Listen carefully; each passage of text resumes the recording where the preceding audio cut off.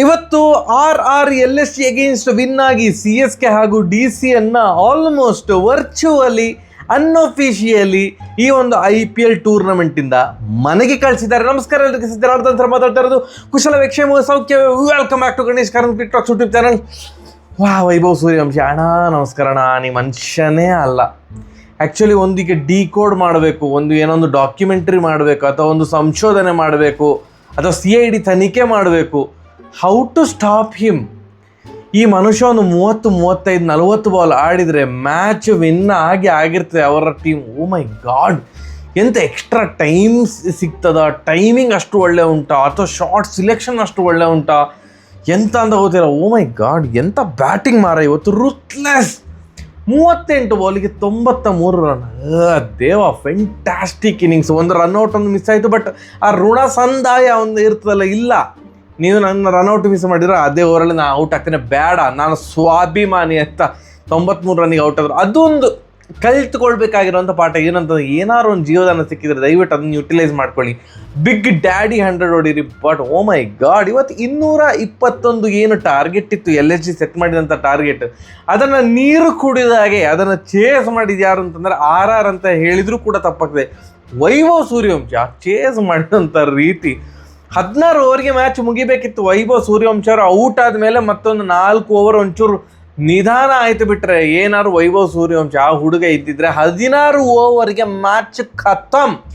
ಈ ಒಂದು ಗೆಲುವಿನೊಂದಿಗೆ ಈಗ ಇನ್ನೂ ಕೂಡ ಒಂದು ಮ್ಯಾಚ್ ಆಲ್ರೆಡಿ ಉಂಟು. ರಾಜಸ್ಥಾನಿದು ಆಲ್ರೆಡಿ 14 ಪಾಯಿಂಟ್ಸ್ ಆಗಿದೆ. ಏನಾದರೂ ರಾಜಸ್ಥಾನ್ ರಾಯಲ್ಸ್ ಮುಂಬೈ ಇಂಡಿಯನ್ಸ್ ಎದುರು ಇವತ್ತು ಅಂದರೆ ನೆಕ್ಸ್ಟ್ ಸಂಡೇ ವಿನ್ ಆದರೆ ಒಫಿಷಿಯಲಿ ಕ್ವಾಲಿಫೈ ಆಗ್ತದೆ. ಆಗ Punjab Kings, KKR, DC, CSK ಎಲ್ಲ ಒಫಿಷಿಯಲಿ ಅವರು ಔಟ್ ಆಗ್ತಾರೆ. ಯಾಕಂತಂದರೆ ಇನ್ನು ಒಂದು ಪ್ಲೇಸ್ ಮಾತ್ರ ಇರೋದು. ಆಲ್ರೆಡಿ RCB, GT, SRH ಎಲ್ಲ ಕ್ವಾಲಿಫೈ ಆಗಿದೆ. ಏನಾದರೂ ರಾಜಸ್ಥಾನ ಸೋತರೆ ಆಗ 14 ಪಾಯಿಂಟ್ಸಲ್ಲಿ ಇರ್ತದೆ. ಆಗ ಪಂಜಾಬ್ ಕಿಂಗ್ಸ್ ಮತ್ತು KKRಗೆ ಚಾನ್ಸ್ ಇರ್ತದೆ. ಯಾಕಂತಂದರೆ ಪಂಜಾಬ್ ಕಿಂಗ್ಸು ಒಂದು ಮ್ಯಾಚ್ ಇರೋದು, ಅವರು ವಿನ್ ಆದರೆ ಅವರ ಪಾಯಿಂಟ್ಸ್ 15 ಆಗ್ತದೆ. KKRಗೆ 2 ಮ್ಯಾಚ್ ಉಂಟು, ಆ 2 ಮ್ಯಾಚ್ಗಳನ್ನು ಗೆದ್ದರೆ 15 ಪಾಯಿಂಟ್ ಆಗ್ತದೆ. ಆಗ ರನ್ ರೇಟ್, ಇವರಿಬ್ಬರ ನಡುವೆ ರನ್ ರೇಟ್ ಮ್ಯಾಟರ್ಗೆ ಬರ್ತದೆ. ಏನಾದರೂ ರಾಜಸ್ಥಾನ ವಿನ್ ಆದರೆ ಮಿಕ್ಕಿದಂಥ ಯಾವ ರಿಸಲ್ಟ್ ಕೂಡ ಮ್ಯಾಟರ್ ಆಗೋದಿಲ್ಲ. ಆ್ಯಂಡ್ CSK ಹಾಗೂ DC ಇವರು ಎರಡೂ ತಂಡಗಳು ಹಬ್ಬ ಅಂದರೆ 14 ಪಾಯಿಂಟ್ಸ್ ಆಗ್ಬೋದು. ಒಂದೊಂದು ಮ್ಯಾಚ್ ಉಂಟು, 14 ಪಾಯಿಂಟ್ಸ್ ಆಗ್ಬೋದು CSK ಮತ್ತು DCದು. ಬಟ್ ರನ್ ರೇಟ್ ಆಲ್ರೆಡಿ ರಾಜಸ್ಥಾನಿದು CSK ಮತ್ತು DCಗಿಂತ ಮಚ್ ಬೆಟರ್ ಇರೋದ್ರಿಂದಾಗಿ it is safe to tell CSK, especially DC ಅಂತೂ ಬಿಟ್ಟಾಕಿ ಆಗೋದಿಲ್ಲ ರನ್ ರೇಟ್ ಇಂಪ್ರೂವ್ ಮಾಡಲಿಕ್ಕೆ, ಅಷ್ಟು ಪಾತಾಳದಲ್ಲಿ ಉಂಟು. CSKಗೂ ಕೂಡ ಇದು ನುಂಗಲಾರದ ಕಡಲೆ. ಯಾಕಂತಂದರೆ ಅವರ ಲಾಸ್ಟ್ ಮ್ಯಾಚ್ ಭಯಾನಕ ಮ್ಯಾಚ್ ಎಲ್ಲ ಮಾಡಬೇಕು ಅವರು. CSK is almost out of the tournament. And ಇವತ್ತಿನ ಮ್ಯಾಚ್ ಬಗ್ಗೆ ಮಾತಾಡೋದಿದ್ರೆ, LSG ನೆಕ್ಸ್ಟ್ ಇಯರ್ IPLಗೆ ಅಟ್ಲೀಸ್ಟ್ ಇವರ ಬ್ಯಾಟಿಂಗ್ ಸಾರ್ಟೆಡ್ ಅಂತ ಹೇಳಿದರೆ ಆಶ್ಚರ್ಯ ಇಲ್ಲ. ಬೈ ದ ವೇ, ಇವತ್ತು ಪ್ರೆಡಿಕ್ಷನ್ ಗೇಮ್ ಇರಲ್ಲ. ಯಾಕಂತಂದರೆ ನಮ್ಮದು ಕೆಲಸ ಎಲ್ಲ ಮುಗಿದಾಗಲೇ 7:40 ಆಗಿತ್ತು. ಸೊ ನನಗೆ ಆ ಪ್ರೆಡಿಕ್ಷನ್ ಗೇಮ್ ಬಗ್ಗೆ ಒಂದು ಮೆನ್ಷನ್ ಮಾಡೋದೇ ಮರೆತು ಹೋಗಿತ್ತು ಪೋಸ್ಟ್ ಸೆಕ್ಷನಲ್ಲಿ. ಸೊ ಸಾರಿ, ಪ್ರೆಡಿಕ್ಷನ್ ಗೇಮ್ ಇಲ್ಲ. ಆ್ಯಂಡ್ ಏನು 220 ರನ್ ಹೊಡೆದ್ರಲ್ಲ LSG, ಇವರ ಸೇಫ್ ಟು ಟೆಲ್ ಇವರ ಬ್ಯಾಟಿಂಗ್ ನೆಕ್ಸ್ಟ್ ಇಯರ್ IPLಗೆ ಸಾರ್ಟ್ ಏನಾದ್ರೆ ಜಾಶ್ ಇಂಗ್ಲಿಷ್, ಮಾರ್ಕ್ ರಮ್ ಮತ್ತು ಮಾರ್ಷ್ ಪೂರನ್, ಇದು 4 ಜನ ಇವ್ರದ್ದು ಟಾಪ್ ಆರ್ಡರ್ ಇದೇ ಇರ್ತದೆ. ಮತ್ತೆಲ್ಲ all India pace attacker, spin attacker ಏನು ಬೇಕಾದ್ರೆ ಇಟ್ಕೊಳ್ಳಿ. ಇವತ್ತು ಆದದ್ದು ಕೂಡ ಹಾಗೆ. 12 ಓವರ್ ತನಕ ಇವರು ಯಾವುದೋ ಬೇರೆ ಲೆವೆಲಲ್ಲಿದ್ದರು. 12 ಓವರ್ಗೆ 149 ರನ್ ಆಗಿದೆ. ಯಾವಾಗ ಜಾಶ್ ಇಂಗ್ಲಿಷ್ 29 ಬಾಲಿಗೆ 60 ರನ್ ಹೊಡೆದು ಔಟ್ ಆದರು. ಅದಾದಮೇಲೆ ಪೂರನ್ ಅವರು ಬಂದರು. ಪೂರನಿಂದ ದೊಡ್ಡ ಇನ್ನಿಂಗ್ಸ್ ಎಕ್ಸ್ಪೆಕ್ಟ್ ಮಾಡ್ತಿದ್ರು ಕೂಡ. ಅಟ್ಲೀಸ್ಟ್ ಅವ್ರು ಏನು ಹೇಳ್ಬೋದು ಅಂತಂದರೆ, ನಾವು ಬಾಲ್ ಅಂತೂ ವೇಸ್ಟ್ ಮಾಡಲಿಲ್ಲ ಮಾರ್ರೆ, 11 ಬಾಲ್ ಆಡಿದೆ, 16 ರನ್ ಹೊಡೆದೆ, 2 6 ಹೊಡೆದೆ ಅಂತ.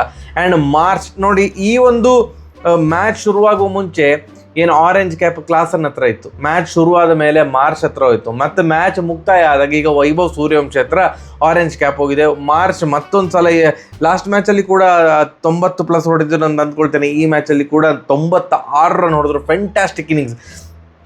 ಪೂರನ್ ಔಟ್ ಆದ ಮೇಲೆ ಆ ಒಂದು 4 ಓವರಲ್ಲಿ ರನ್ ಬರಲಿಲ್ಲ. ನಂಗೆ ಗೊತ್ತಾಗಲಿಲ್ಲ ಪಂತ್ ಯಾಕೆ ಅಷ್ಟು ಹೊತ್ತು ತಗೊಂಡ್ರು ಅಂತ. 11 ಬಾಲಿಗೆ 10 ರನ್. ಅವರು ಏನೊಂದು ಗೇರ್ ಚೇಂಜ್ ಮಾಡೋದು 11 ಬಾಲ್ ಆಗಿದೆ, 4 ಓವರಲ್ಲಿ 21 ರನ್ ಬಂದಂತ ಅಂದ್ಕೊಳ್ತೇನೆ.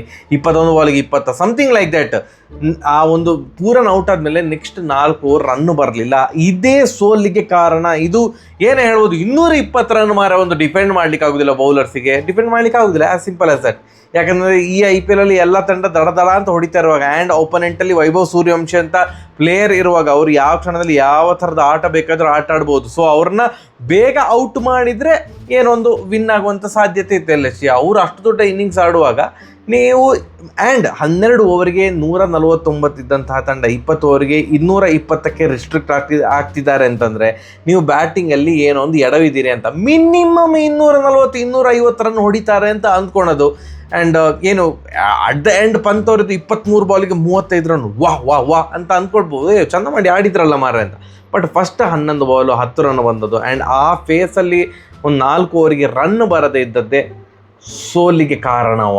ಆ್ಯಂಡ್ ಅಫ್ಕೋರ್ಸ್ ಬೌಲಿಂಗ್ ಕೆಟ್ಟದಾಗಿತ್ತು, ಅದು ಬೇರೆ ವಿಷಯ. ಬಟ್ ಸ್ಟಿಲ್ ಅಲ್ಲಿ ಎಡವಬಾರ್ದಿತ್ತು. ಅಷ್ಟು ಪೇಸಲ್ಲಿ ಹೋಗ್ತಾ ಇರುವಾಗ ಅದು ಮತ್ತೆ ಪುನಃ ಮುಂದೆ ಹೋಗಬೇಕಿತ್ತು, ಹೊಡಿತಾ ಕೂತ್ಕೊಳ್ಬೇಕಿತ್ತು, ವಿಕೆಟ್ ಕೈಯಲ್ಲಿತ್ತು. ಆ್ಯಂಡ್ ಅವರಿಗೆ LSGಗೆ ಬೇಕಾಗಿರೋದು ಏನು ಅಂತಂದರೆ ಒಂದು ಪಂತಿನ ಹೊಡೆಬಡೆಯ ಆಟ ಬೇಕು ನೆಕ್ಸ್ಟ್ ಸೀಸನ್. ಈ ಸೀಸನ್ ಬಿಟ್ಟಾಕಿ ಅವರಿಗೆ ಬ್ಯಾಟಿಂಗ್ ಬ್ಯಾಲೆನ್ಸ್ ಮಾಡಿಕೊಳ್ಬೇಕು. ಟಾಪ್ ಹೆವಿ ಇಟ್ಕೊಂಡು ಮತ್ತೆ ಬ್ಯಾಟಿಂಗ್ ಏನೂ ಇಲ್ಲ, ಅವರಿಗೆ ಪ್ರಾಪರ್ ವರ್ಲ್ಡ್ ಕ್ಲಾಸ್ ಫಿನಿಷರ್ಸ್ ಬೇಕು. ವರ್ಲ್ಡ್ ಕ್ಲಾಸ್ ನೋಡಿ, ನೀವು ಫಾರಿನ್ ಪ್ಲೇಯರ್ಸನ್ನು ಹಾಕ್ಲಿಕ್ಕೆ ಆಗೋದಿಲ್ಲ, ಆಲ್ರೆಡಿ ಸಾಲ್ಟ್ ಆಗಿದೆ 4 ಜನ ಯಾರು ಅಂತ.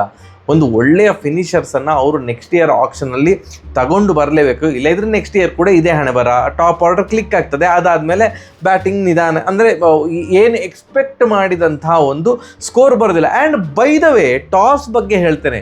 ಟಾಸಲ್ಲಿ ಇವತ್ತು ಯಶಸ್ವಿ ಜೈಸ್ವಾಲ್ ಅವರು ಕ್ಯಾಪ್ಟನ್ ಆಗಿ ಬಂದದ್ದು. ಸರಿ, ಅವ್ರು ಏನು ಹೇಳಿದರು ಅಂತಂದರೆ ರಿಯಾನ್ ಪರಾಗ್ ಅವರಿಗೆ ಹ್ಯಾಮ್ಸ್ಟ್ರಿಂಗ್ ಆಗಿದೆ, ಸೊ ಅವ್ರು ರಿಕವರ್ ಆಗ್ತಾರೆ, ಸೊ ಆದ್ದರಿಂದ ನಾನು ಕ್ಯಾಪ್ಟನ್ ಅಂತ. ಇದು ಯಾರಿಗೆ ಮಂಗ ಮಾಡೋದು?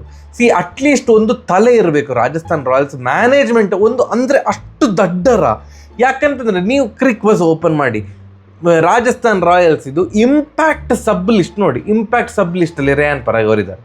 ಹ್ಯಾಮ್ಸ್ಟ್ರಿಂಗೇ ಆಗಿದ್ದಾದರೆ ಇಂಪ್ಯಾಕ್ಟ್ ಸಬ್ಬಲ್ಲಿ ಹೇಗೆ ರಿಯಾನ್ ಪರಾಗ್ ಅವರು ಬರ್ತಾರೆ?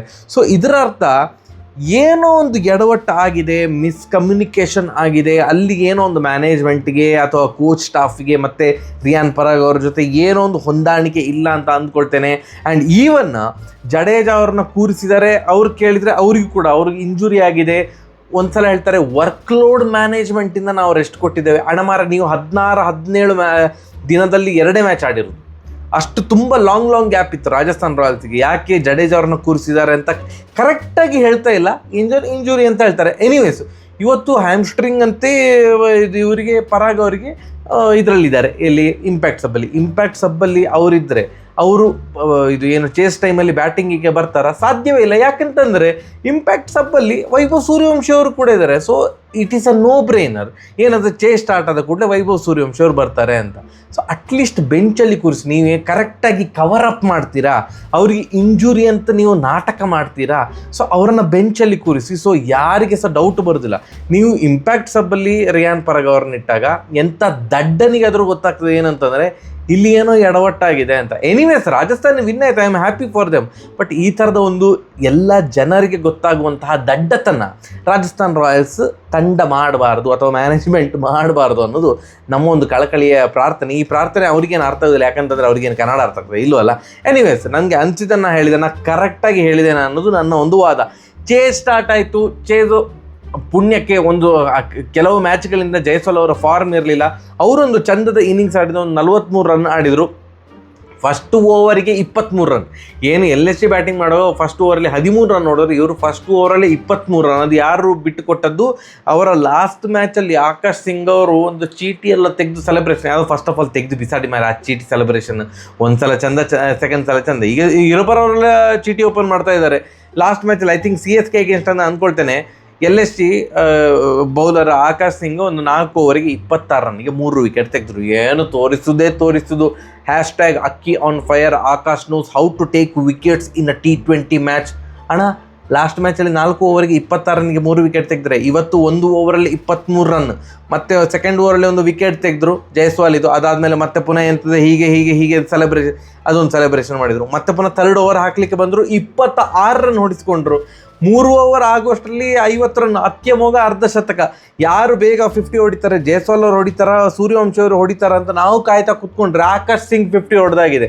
ಆ್ಯಂಡ್ ಅದಕ್ಕೆ ಕರೆಕ್ಟಾಗಿ ಯಾರು ನಮ್ಮ ಸುನೀಲ್ ಗವಾಸ್ಕರ್ ಅವರು ಕಾಮೆಂಟ್ರಿಯಲ್ಲಿ ವೆರ್ ಇಸ್ ಯುವರ್ ಚಿಟ್ಸ್ ನಾವು, ಎಲ್ಲಿದೆ, ಪ್ಯಾಂಟಲ್ಲೇ ಇದೆಯಾ, ಈಗ ಯಾಕೆ ಹೊರಗೆ ಬರ್ತಾ ಇಲ್ಲ ಅಂತ ಹೇಳ್ತಿದ್ರು. ಸೊ ಕ್ಲಿಯರ್ಲಿ ಅದು ಗೊತ್ತಾಗ್ತಾ ಇದೆ, ಅದು ಇಷ್ಟ ಆಗ್ತಾ ಇಲ್ಲ. ಎಲ್ಲ ಸಡನ್ನಾಗಿ ಚೀಟಿ ತೆಗೆದು ಅದು ಸಹ ಚೀಟಿಯಲ್ಲಿ ಒಂದು thank you dad, this is for my management, thank you for opportunity ಎಲ್ಲ ಇದ್ರೆ ಓಕೆ. ಬಟ್ ಆಕಾಶ್ ಸಿಂಗ್ ಅವರ ಒಂದು ಏನು ಲಾಸ್ಟ್ ಮ್ಯಾಚ್ ಇದು ಚಿಟ್ಟಲ್ಲಿ ಆ ಒಂದು ದುರಹಂಕಾರ ಕಾಣ್ತಾ ಇತ್ತು, ನಾನೇ ಗ್ರೇಟ್, ನಾನು ಚಿಂದಿ ಚಿತ್ರಾನ್ನ ಅಂತ. ಅದು ಬೇಡ. ಮನುಷ್ಯನಿಗೆ ಒಂದು ವಿಧೇಯತೆ ಬೇಕಾಗ್ತದೆ, ಒಂದು ಕಾಮ್ ಆಗಿರಬೇಕು, ಬಿ ಗ್ರೌಂಡೆಡ್, ಹಾರಾಡಬೇಡಿ ಅಂತ ಇಂಡೈರೆಕ್ಟಾಗಿ ಸುನೀಲ್ ಗವಾಸ್ಕರ್ ಅವರು ಕೂಡ ಹೇಳಿದರು. ಆ್ಯಂಡ್ ಈವನ್ ಡೇಲ್ ಸ್ಟೇನ್ ಅವರು ಕೂಡ ಹೇಳಿದ್ದಾರೆ, ಫಸ್ಟ್ BCCI ಅದನ್ನು ಬ್ಯಾನ್ ಮಾಡಬೇಕು, ಆ ಚಿಟ್ ಸೆಲೆಬ್ರೇಷನ್ ಬೇಡ ಅಂತ. ಅದು BCCI ನಿರ್ಣಯ ತಗೊಳ್ತಾರ ಇಲ್ವೋ ಗೊತ್ತಿಲ್ಲ, ಬಟ್ ಅಟ್ಲೀಸ್ಟ್ ನೀವು ಚೀಟಿ ತೋರಿಸಿದ್ರೆ ಒಂದು ವಿಧೇಯತೆ ಇರಲಿ ಅದರಲ್ಲಿ. ಆ್ಯಂಡ್ ಎನಿವೇಸ್, ಜೈಸ್ವಾಲ್ ಔಟ್ ಆದ ಮೇಲೆ it is one man show, Vaibhav Suryavanshi show. 38 ball ಆಡಿದ್ದು ಮನುಷ್ಯ, 7 4 10 6, ಇನ್ನೊಂದು ಸ್ವಲ್ಪ 6 ಹೊಡೆದ್ರೆ IPL ಹಿಸ್ಟ್ರಿಯಲ್ಲೇ ಒಂದು ಸೀಸನಲ್ಲಿ ಹೈಯೆಸ್ಟ್ 6 ಹೊಡೆದಂತಹ ದಾಖಲೆ ವೈಭವ್ ಸೂರ್ಯವಂಶಿದಾಗ್ತದೆ. ಈಗ ರೆಕಾರ್ಡ್ ಇರೋದು ಕ್ರಿಸ್ ಗೇಲ್ ಅವ್ರ ಹತ್ರ, 59 6 ಹೊಡೆದಿದ್ದಾರೆ ಯಾವುದೋ ಒಂದು ಸೀಸನ್ನು. ಈಗ ಈ ಸೀಸನ್ನು ವೈಭವ್ ಸೂರ್ಯವಂಶಿ 53 54 ಸ್ವಲ್ಪ 50+ 6 ಹೊಡೆದಿದ್ದಾರೆ. ಮನುಷ್ಯನ ಮಾರ ದೇವರೇ, fantastic innings. Especially Mayank Yadav ಅವರ ಓವರಲ್ಲಿ 29 ರನ್, ಆಕಾಶ್ ಸಿಂಗ್ ಒಂದು ಓವರಲ್ಲಿ 23 ರನ್, ನೆಕ್ಸ್ಟ್ ಓವರಲ್ಲಿ 26 ರನ್. ಅವರಕ್ಕಿಂತ ಸಹ ಮಿಗಿಲ ನಾನು ಚಿಂದಿ ಚಿತ್ರಾನ್ನ ಅಂತ ಅಂದ್ಕೊಂಡು ಮಯಾಂಕ್ ಯಾದವ್ ಅವರು ಒಂದೇ ಓವರಲ್ಲಿ 29 ರನ್ ಹೊಡಿಸ್ಕೊಂಡ್ರು. ಗ್ರೌಂಡಿದ್ದು ಮೂಲೆಗೆ ಹೊಡಿಸ್ಕೊಂಡಿದ್ದಾರೆ. ವೈಭವ್ ಸೂರ್ಯವಂಶಿ ಅವರು ಔಟ್ ಆದಮೇಲೆ ಒಂದು ರನ್ನಿನ ಗತಿ ಕಡಿಮೆ ಆಯಿತು. 19.1 ಓವರಿಗೆ ಕೇವಲ 3 ವಿಕೆಟ್ ಹೋದದ್ದು. ಏನು ಧ್ರುವ್ ಜುರೇಲ್ ಅವರು ನಾಟ್ಔಟ್ 50 ಹೊಡೆದ್ರು, ಅವರು ದೊಡ್ಡ ಕುಸಿತ ಆಗದಾಗೆ ನೋಡಿಕೊಂಡ್ರು.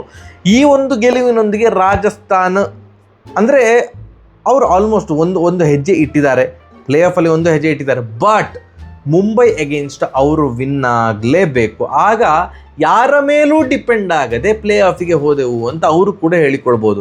ಮುಂಬೈ ಅಗೇನ್ಸ್ಟ್ ಸೋತ್ರೆ ಆಗ ಅವರು ದೇವರಲ್ಲಿ ಪ್ರಾರ್ಥನೆ ಮಾಡಬೇಕು, ಪಂಜಾಬ್ ಸೋಲ್ಲಿ, KKR 2 ಮ್ಯಾಚಲ್ಲಿ ಅಟ್ಲೀಸ್ಟ್ 1 ಮ್ಯಾಚ್ ಆದರೂ ಸೋಲ್ಲಿ, ಈ ಥರದ ಒಂದು ಹಾರಕ್ಕೆ ಪ್ರಾರ್ಥನೆ ಎಲ್ಲ ಮಾಡಿಕೊಳ್ತಾರಾ ಅಥವಾ ನೆಕ್ಸ್ಟ್ ಮ್ಯಾಚು ಮುಂಬೈ ಅಗೇನ್ಸ್ಟ್ ಕೂಡ RR ವಿನ್ ಆಗ್ತಾರ ಅಂತ ಕಾದು ನೋಡುವ. ಆ್ಯಂಡ್ ಪ್ರೆಡಿಕ್ಷನ್ ನಾನು ಹೇಳಿದೆ, ಪ್ರೆಡಿಕ್ಷನ್ ಗೇಮು ಇವತ್ತು ಇರಲಿಲ್ಲ ಅಂತ. ನಿನ್ನೆಯ ವಿಡಿಯೋಗೆ ಹೈಯೆಸ್ಟ್ ಲೈಕ್ ಬಂದಿರುವಂಥ ಕಮೆಂಟ್ ಜಯಂತ್ ಸುನೀಲ್ ಅವರಿದು. ಇದು ಗಿಂಟ್ ಆಡಿಕೊಂಡು ನಕ್ಕಿದ್ದು ಅಂತ ಅನ್ನಿಸ್ಬೋದು, ಬಟ್ ಅವರು ಹೇಳಿದಂಥ ಮಾತು ಏನಂತಂದರೆ May 18, 2024 ಏನಾಗಿತ್ತು, CSK was out of the season. May 18, 2026 ಅದೇ ಆದದ್ದು, CSK is out of the season ಅಂತ. ಅಫಿಷಿಯಲಿ ಔಟ್ ಅಲ್ಲ, ಬಟ್ ನಿನ್ನೆಯ ಆ ಒಂದು ಸೋಲಿನೊಂದಿಗೆ ಅವರ ಚಾನ್ಸನ್ನು ಅವರೇ ಕೈಯಾರೆ ಹಾಳು ಮಾಡಿಕೊಂಡ್ರು. ಎಸ್ಪೆಷಲಿ ಗಾಯಕ್ವಾಡ್ ಆಡಿದಂಥ ಇನ್ನಿಂಗ್ಸ್ ಅರ್ಥವೇ ಆಗ್ತಾ ಇಲ್ಲ. 21 ಬಾಲಿಗೆ 15 ರನ್, 11 ಓವರ್ ಆಡಿ. ಸೊ ಆ ಒಂದು ಕಮೆಂಟಿಗೆ 179 ಲೈಕ್ ಬಂದಿದೆ. ನಾನು ಅದನ್ನು ಓದಿದ್ದೇನೆ. ಆ ಒಂದು ಕಮೆಂಟಲ್ಲಿ ಜೋರು ಜಗಳ. ಓಹೋ, CSK ಫ್ಯಾನ್ಸ್ ಏನು ಹೇಳೋದು, RCB ಫ್ಯಾನ್ಸ್ ಏನು ಹೇಳೋದು, ಜಗಳ ಮಾಡಿಕೊಳ್ಳಿ, ಎಂತ ಬೇಕಾದ್ರೆ ಮಾಡಿಕೊಳ್ಳಿ. ನಾನು ಮೊದಲೇ ಹೇಳ್ತೇನೆ, ಜಗಳ ಮಾಡಬೇಡಿ ಅಂತ. ಈಗ ಎಂತ ಬೇಕಾದ್ರೆ ಮಾಡಿಕೊಳ್ಳಿ. ನಾಳೆ ಸಿಗುವ. ನಮಸ್ಕಾರ.